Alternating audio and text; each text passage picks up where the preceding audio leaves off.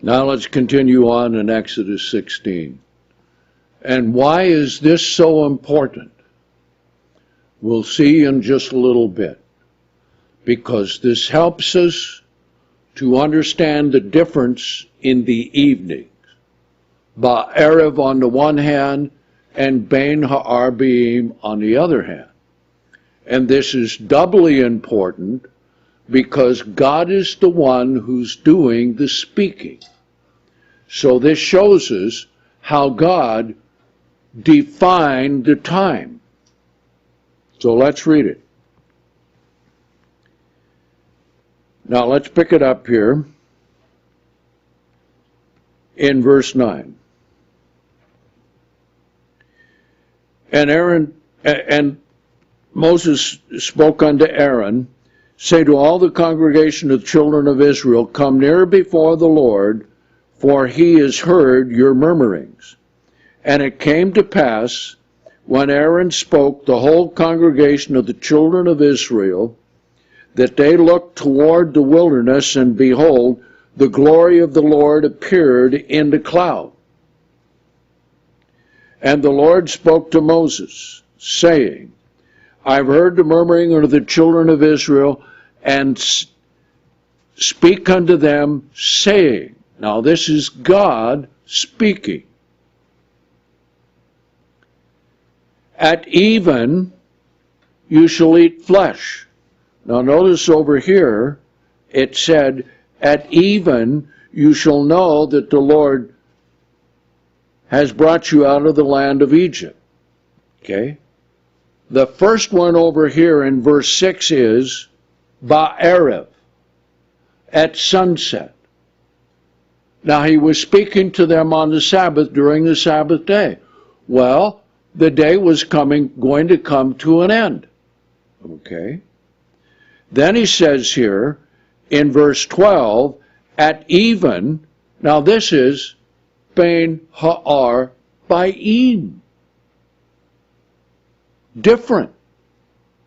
You shall eat flesh, and in the morning, Bokur,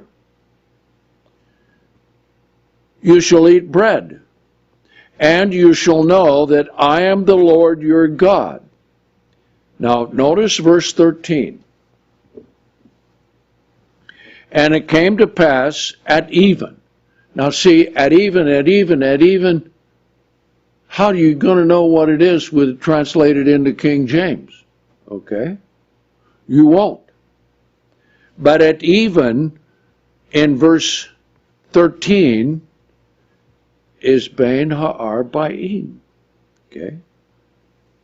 And it came to pass at even that quail came up and covered the camp. Now think about this. Why didn't God send the quail immediately during the daytime? Because he'd be breaking the Sabbath. And then when they went out to look for manna, how could he say you're breaking the Sabbath? And they say, God, you're breaking your Sabbath. Okay? So, at even, the quail came up and covered the camp.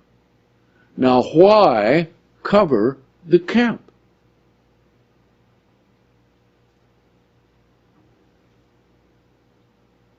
So they wouldn't have to go out and look for them. Why? Because night was coming on, correct? Okay? So they covered the camp. And in the morning, the dew lay around the host. Okay? In the morning, he sent the manna to go all around the camp. Now why? You have to go out and work to get your food. Okay? Now, let's ask the question. He says, back here in verse 12, speak unto them, saying, at even Ba'erev. Okay? No, at even Bein Ha'arbaim. you shall eat flesh. In the morning, you shall be filled with bread. Okay? And it came to pass at Bar-Erev, the quail came. All right? What do you have to do to quail before you eat them? They came on the camp, they had to kill them, they had to skin them, and they had their fires going. And quail, if you know, doesn't take very long to cook them. Okay? So, Bein Ha'arbaim, they would eat flesh. So before they could eat flesh, at Bar-Erev, God sent it. Now, let's read in the Faithful Version. Now, this is extremely important because this is where, in the Bible, it shows the difference between Bar-Erev, sunset, and between the two evenings, okay? And it also shows here in Exodus 16, let's pick it up here, okay?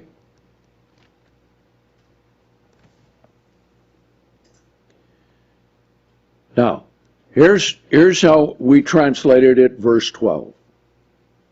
I heard the murmurings of the children of Israel speak to them, saying, between the two evenings you shall eat flesh. Bein Ha'arbaim. In order for you to eat flesh, the quail have to come, drop down to camp, you have to kill them, clean them, and roast them. Okay? Before dark. Before dark. Or how would you see them? Yeah. And the only light you would have would be the campfires. Okay? You shall eat flesh, and in the morning, Bokur, you shall be filled with bread, and you shall know that I am the Lord your God. And it came to pass at sunset, what does sunset do? End the day. So he sent the quail at sunset, came up and covered the camp, and at sunrise, dew lay all around. Now, what did they have to do to get the manna? They had to get out there right early in the morning, because if they didn't, when the sun came up, it evaporated. Gone. Okay? So what does this tell us? This tells us God's use of the two terms evening in the King James, properly translated, means sunset, ending the day. Bein Ha'arbaim begins the next day. Now, when I was coming back from Daytona Beach, we were flying from the east to the west. I could look out the window and see the sun setting. And I could look right where the sun was setting, it was light. And I could look and see it gradually getting darker, because we're up at 35,000 feet. Okay. And what happens is this. Between the two evenings is a description of time between sunset and dark. And just like there's sunrise and sunset, there's between the two evenings. Now, what do you have in the morning before the sun rises? You have the opposite. Okay? You have the dark fading and the sun coming up. Okay? Those are happening all the time, everywhere on the earth. So God shows here that sunset takes place between the two evenings. And between the two evenings is after sunset until dark. Now, when I was writing this for the first edition of the Passover book, I was with Jim Alexander and his wife, and we were in San Antonio. And they have a 400-foot tower with a restaurant on top. So we decided to go eat there. Now in Texas, it's all flat there. So we went up in the evening and sat down, and it was one of those rotaries as it's going around slowly. Okay? We could look at it and see sunset. So we took the time when sunset, when the sun went down, and then we watched it for Bein Ha'arbaim from then until dark. And guess how long that period of time was? An hour and 15 minutes. Okay? That's plenty of time to get the quail, kill them, skin them, clean them, roast them, and eat them. And God said, Bein Ha'arbaim, between the two evenings, you shall eat flesh. Well, you can't eat the flesh until it comes, right? Even you understand it, 5 years old. Correct, that's good. Okay? Now then, let's come back to Exodus 12. Let's eliminate another problem right here. So Ba'erev, sunset, defines the ending of one day and the beginning of another, and the first element of time in the next day is Bein Ha'arbaim, from sunset until dark. All right? Exodus 12. Okay? Verse 6. Speaking of the lamb. You shall keep it up until the beginning of the 14th day of the same month, and all the assembly of the congregation of Israel shall kill it between the two evenings. Now, they all had their instructions. Moses gathered the elders together, gave them the instructions, and they all went out. They were told, don't go out of your house until morning. And that's Bokur, which means sunrise. Now, Graby and Kuhn said, well, morning can mean right after midnight because they calculated time then the same way we do today. Nonsense. Who can tell when midnight is in? You don't have watches. Okay? And what happened at midnight? God killed all the firstborn of the Egyptians, the man and beast and everything. Okay? And they were spared because they put the blood of the lamb on the doorpost and on the lintel, right? So when did they kill the lamb? Right here. Okay? The whole assembly of the congregation of Israel shall kill it between the two evenings, between sunset and dark. Well, in this case, I imagine it was this way. All their houses were in the land of Goshen. So they had particular ones on top of the houses doing what? What would you have them doing? Watching the sun go down. Okay? And as soon as the sun went down, now, Ba'erev is a space of time about 5 minutes. That's how long it takes for the sun to touch the horizon as you look at it. Really doesn't touch it, but appears to touch the horizon until the sun is down. So Ba'erev is that short period of time, about 5 minutes. Okay? Then begins Bein Ha'arbaim. Okay? So they would kill it between the two evenings. Correct translation. They shall take the blood, strike the two side posts upon the upper door post of the houses that they are in. And then it says in the instructions, and none of you shall go out of the door of his house until Bokur, sunrise. Okay? They couldn't leave at midnight.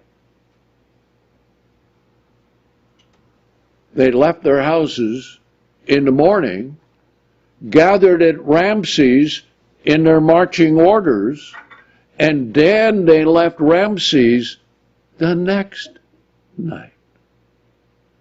Okay? Now, they've been killed if they went in. That's right. See? They could have been killed if they left shortly after midnight, How long did it take to kill the firstborn? Well, it may have come in waves through all of Egypt. So if they would have left, they could have been killed. Okay? I'm sure they would have. They would have. Because Yeah. God told them not to. They're not under the blood. Okay? Now, let's come here to verse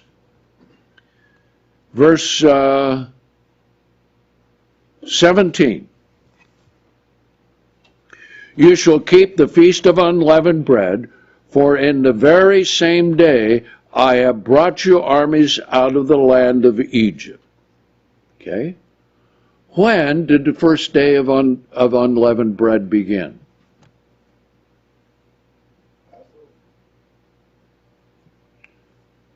No, the feast of unleavened bread. The Passover is an unleavened bread day, separate, but the feast of unleavened bread. When did the first day of the Feast of Unleavened Bread begin? Ba'erev, or sunset, of the 14th. That begins the 15th, right? Okay. And it says, we'll see in Leviticus 23 a little bit, the 15th day of the first month is the Feast of Unleavened Bread. That begins when? At sunset of the 14th. Now let's read on. You shall keep the feast of unleavened bread, for in this very same day I brought your armies out of the land of Egypt. Did he bring them out of their houses on the Passover night? No. So they had to gather to Ramses, okay? Therefore, you shall keep this day in the generation by a law forever. In the first month, now read it very carefully.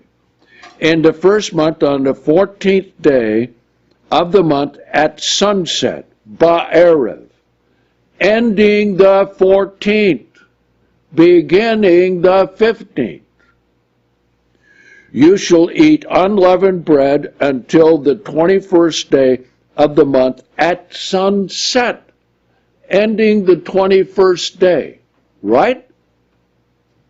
Okay, so you count.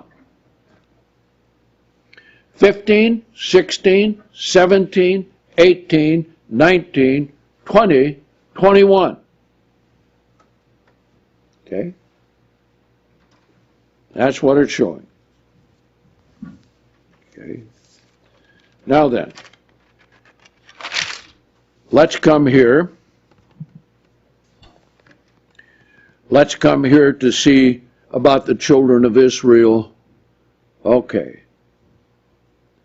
They came to Ramses. Let's come to verse 37. The children of Israel journeyed from Ramses to Succoth. Now that wasn't very far. The men being about 600,000 on foot, apart from the little ones.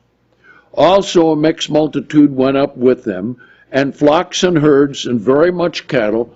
Now, in order for that to happen, you've got to have it all organized for them to go.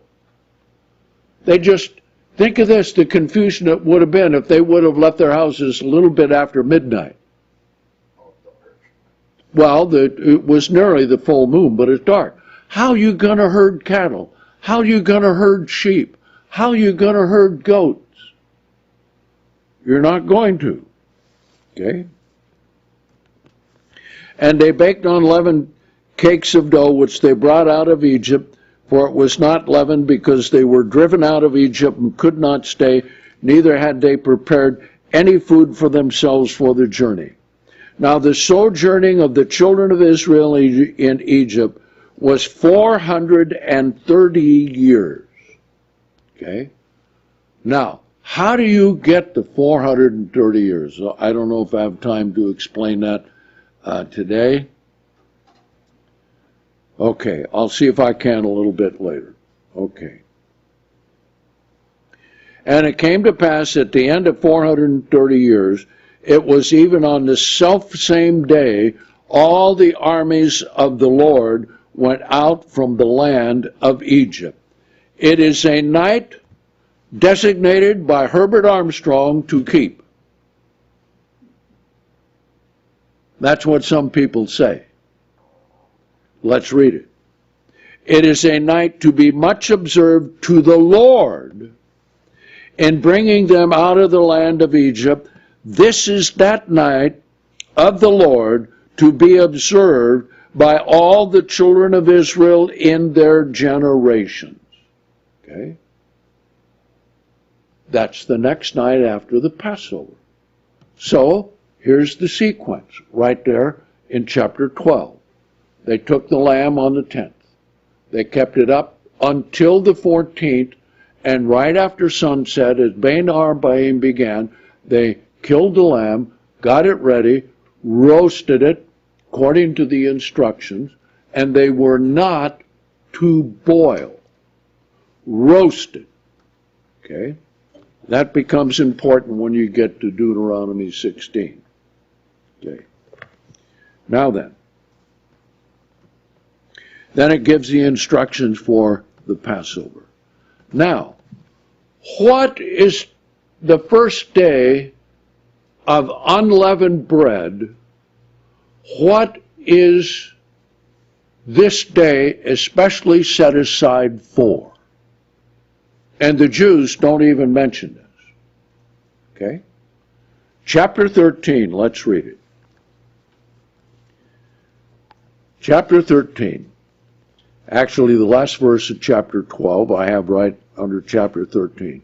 Came to pass in the very same day when the Lord brought the children of Israel out of Egypt by their armies, then the Lord spoke to Moses, saying, sanctify all the firstborn, okay, to me. The first day of the Feast of Unleavened Bread. Whatever opens the womb among the children of Israel, of man and of beast, it is mine. And Moses said to the people, remember this day in which you came out of Egypt, out of the house of bondage, for the Lord brought you out from this place by the strength of his hand. There shall no leavened bread be eaten. On this day you are going out in the month of Abib. It shall be when the Lord shall bring you into the land of the Canaanites and so forth, that you shall keep this service in its month, verse 5. You shall eat unleavened bread 7 days.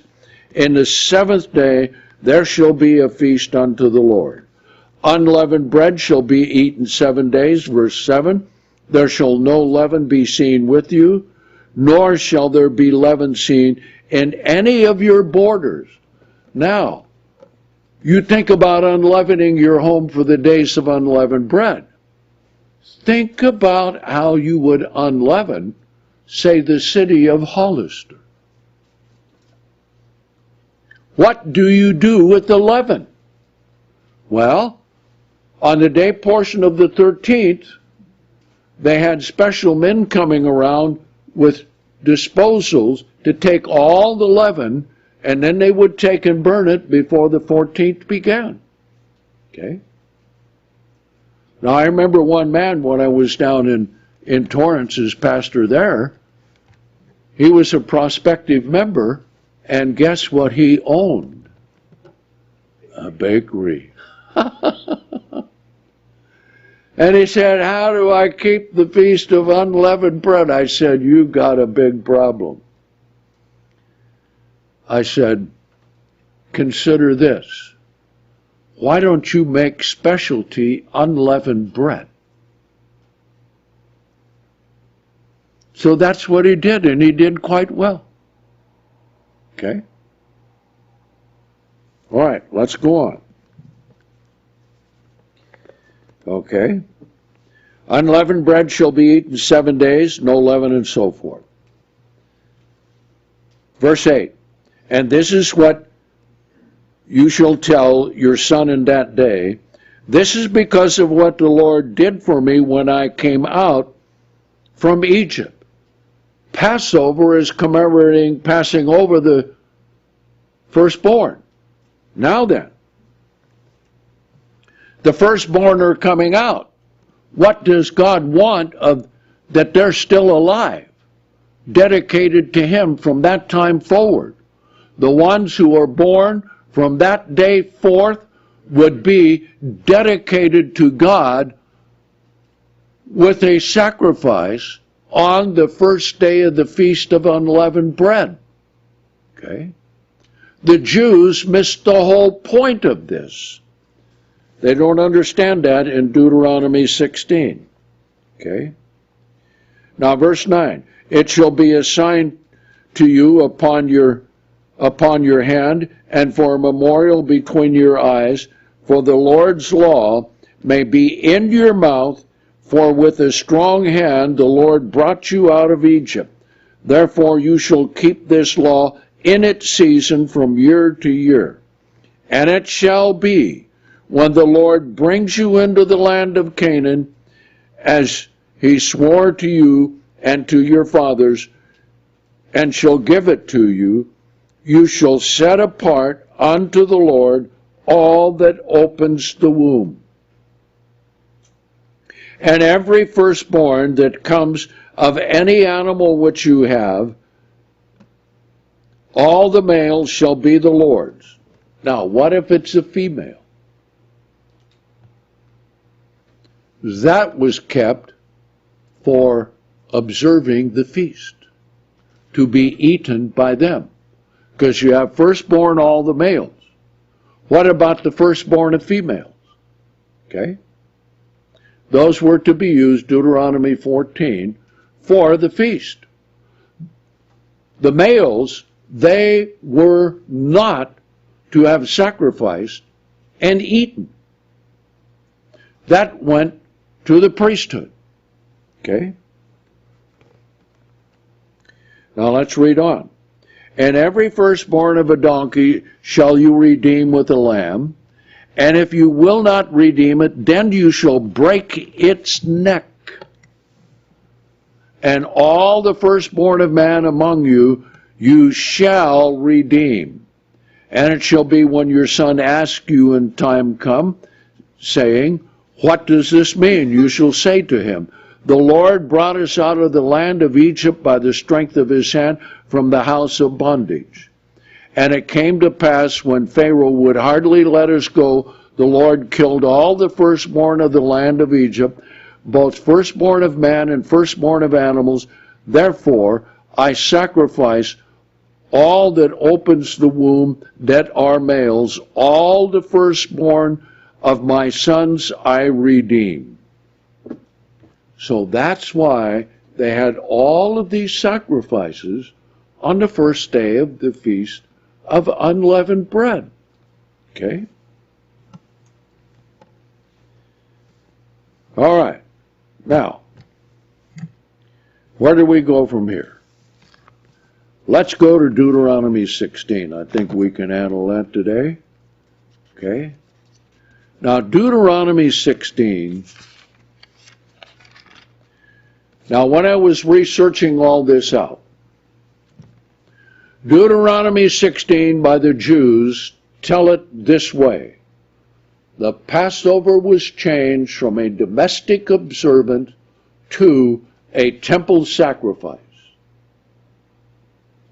That is incorrect. Okay? Why? We'll see in a bit. We'll see, there's a verse which says, boil, and what else? You shall take of the flock and of the herd. Have you ever heard of a Passover calf? Now, even the smallest calf in the world, if that were killed for the Passover sacrifice, could a household eat the whole thing from sunset until sunrise? I mean, that's a lot of meat. Okay? So, Deuteronomy 16, let's read it. Okay? Keep the month of Abib and observe the Passover to the Lord your God. Period. That's on the 14th. Okay? For in the month of Abib, the Lord your God brought you out of Egypt by night. What day was that? The 15th, right? Okay. So you have the 2 days right here. And what was that night to be? The night to be much observed, right? Okay. Therefore you shall sacrifice the Passover offering to the Lord your God of the flock and of the herd. Now, why is it called a Passover offering? Because they changed the name of unleavened bread to Passover, and to this day they have 8 days of Passover, beginning with the 15th and ending on the 22nd. And what do they have in place of the Passover meal, since they can't sacrifice outside of the land of Israel? They have a Seder meal with what? A shank bone. Okay? And they call this the Passover. But it's not on the Passover day. And it's not the Passover of God. It is the Passover of the Jews. Because Numbers 9 shows they can't keep the Passover outside the geographical territory of Israel. So what did they do when they were out of the land? If they could get back by the second month, they could keep the Passover in the second month. But otherwise, they just kept the Feast of Unleavened Bread, called the Passover, wherever they were. Okay? But what was the sacrifice of the Passover to be? What did we read in Exodus 13? The lamb roasted first year. No. You redeem your sons, okay, with a lamb. Redeem the unclean animal with a lamb. And the firstborn are given whole to the priesthood, alive. You give it to them. Okay? Now, when they were in the land, you had Levitical cities and you had priestly cities. So when it came time, if they couldn't get to the temple, they would give it to the Levite, and the Levite would own it. Or give it to the priest, and then it could be taken to the temple and sacrificed. But if they all went to the Jerusalem and the temple to keep the feast, which this is depicting, then they would bring the sacrifice to be given on the first day of the Feast of Unleavened Bread. So they had a lot of sacrifices of the redemption of the firstborn.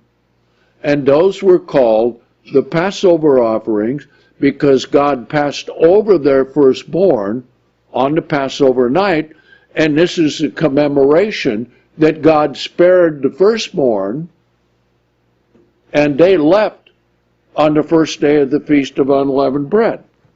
So let's read it here. Passover offering to the Lord your God of the flock and of the herd in the place which the Lord shall choose to place his name there. Okay? You shall eat no unleavened bread with it.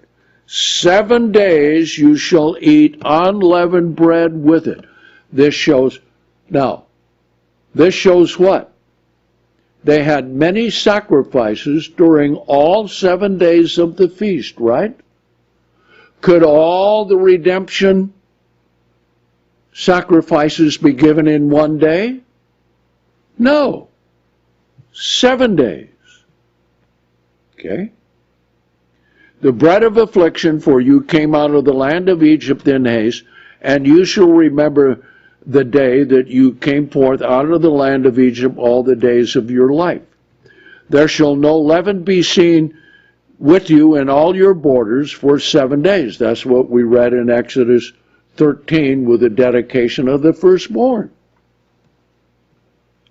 Nor shall any flesh of your sacrifice in the first day at sunset remain all night until morning.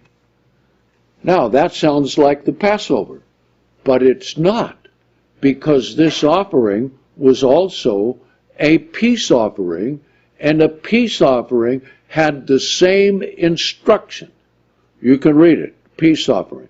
You're not to leave it over beyond the first day, okay?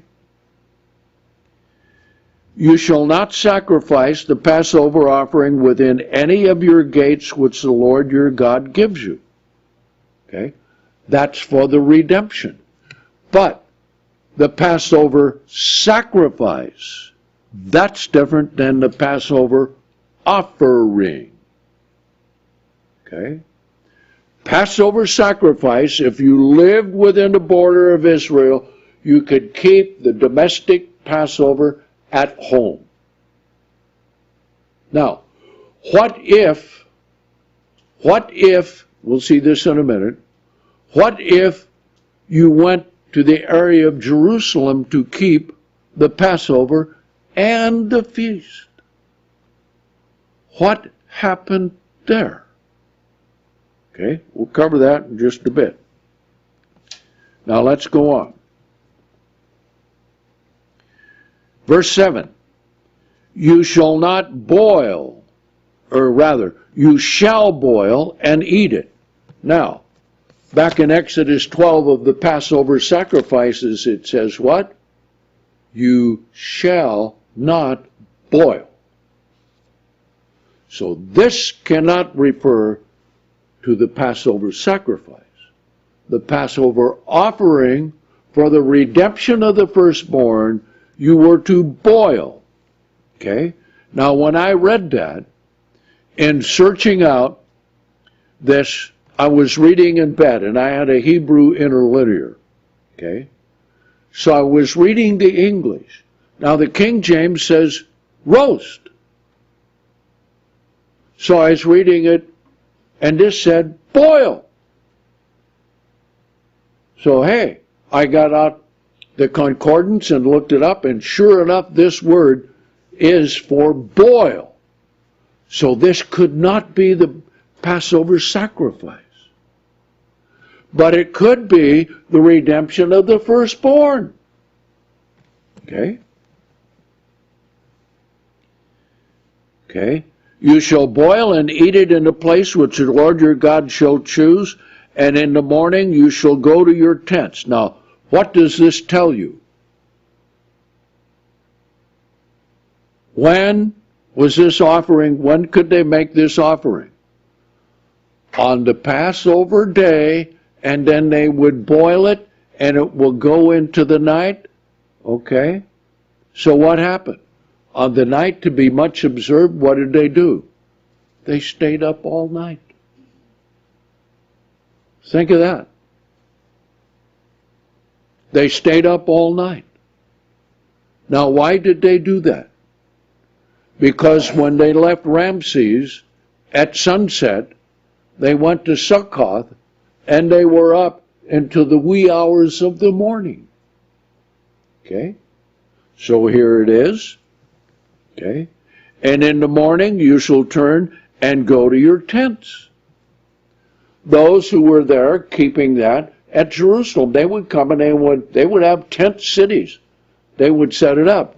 How many, I don't think anyone here remembers Big Sandy and keeping the Feast of Tabernacles. They had little booths down there and lots of tent areas and camper areas and so forth. Well, that's what this was like. See? I mean, they had thousands and thousands of people. And in addition to all the food they were eating, you know, they had a lot of flagons of wine as well. Okay?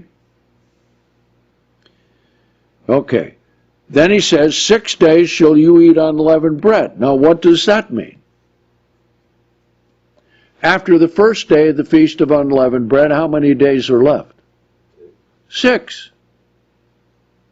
It's the only place in the whole Bible that says 6 days. But it means 6 days after the first. Okay?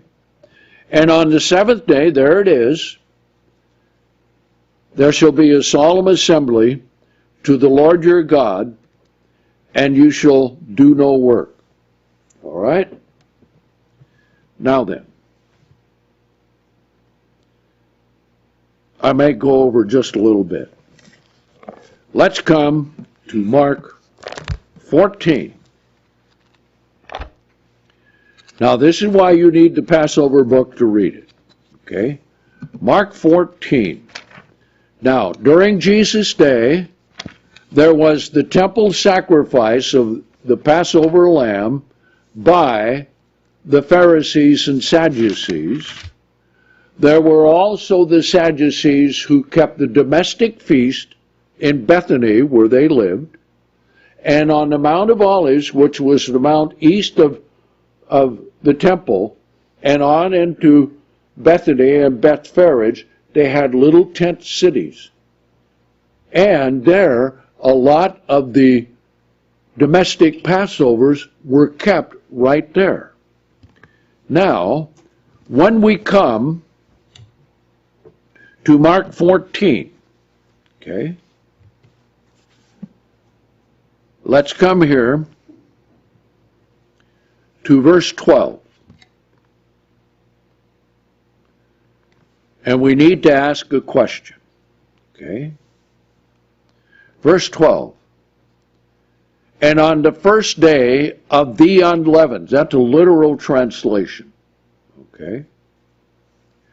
When they were killing the Passover lambs. Now, this presents a problem. What is the problem? If this were the first day of the Feast of Unleavened Bread, then Jesus kept the 15th Passover. But this is not referring to the first day of the Feast of Unleavened Bread. This is referring to the first day that is unleavened, which is the Passover day. Okay? Now then, here are the disciples with Jesus coming. They're up on the Mount of Olives. And they look down and they see all of these tents of the pilgrims who are there. Okay?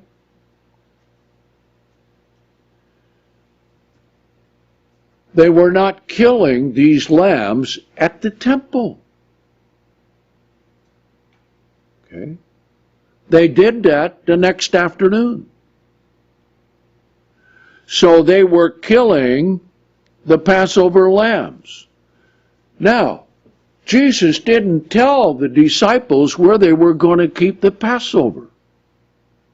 Now, why didn't he do that? Because he didn't want Judas Iscariot to know where it was. Now, Judas Iscariot was with him, because Judas Iscariot had already promised to betray him. So, let's read and see what Jesus did. Okay? When they were killing the Passover lambs, they could see this going on. That's right after sunset. Okay? His disciples said to him, "Where do you desire that we go so that we may prepare, that you may eat the Passover?" And he sent two of his disciples and said to them, "Go into the city and you will meet a man carrying a pitcher of water. Follow him." This was all set up. The angels were guiding everything that was going on. You tell him, go into the city. You're going to meet a man carrying a pitcher of water. Well, Jesus knew that that was already being set up by the angels. Okay? Follow him. And whatever house, note, Jesus kept a domestic Passover in a house. Okay? Whatever house he shall enter, say to the master of the house that the teacher says, "Where's the guest room where I may eat the Passover with my disciples?" And he will show you a large upper room furnished and ready. There prepare. Now, what do you suppose probably happened? The master of the house killed the lamb, skinned it, was all ready to roast. So, They brought it up into the room where they probably had a place to roast it. They prepared the unleavened bread. They set everything ready to go for the Passover. Disciples went away, and when they came into the city, they found it exactly as he said to them, and they prepared the Passover. Now, when even had come, okay, now think of this. What does this refer to? Between the two evenings. Okay? So this was the latter part of between the two evenings. This was right when it was starting to get dark. So, the lamb had been roasted, everything all ready, and Jesus comes with the rest of the disciples. Okay? Now, verse 18. And they sat and were eating, and Jesus said, Truly, I say to you, one of you shall betray me, even he who is eating with me. Okay? Then we go through the whole thing with the Passover. So, this tells us something, this whole section tells us very important. Number one, Jesus kept a domestic Passover in a house.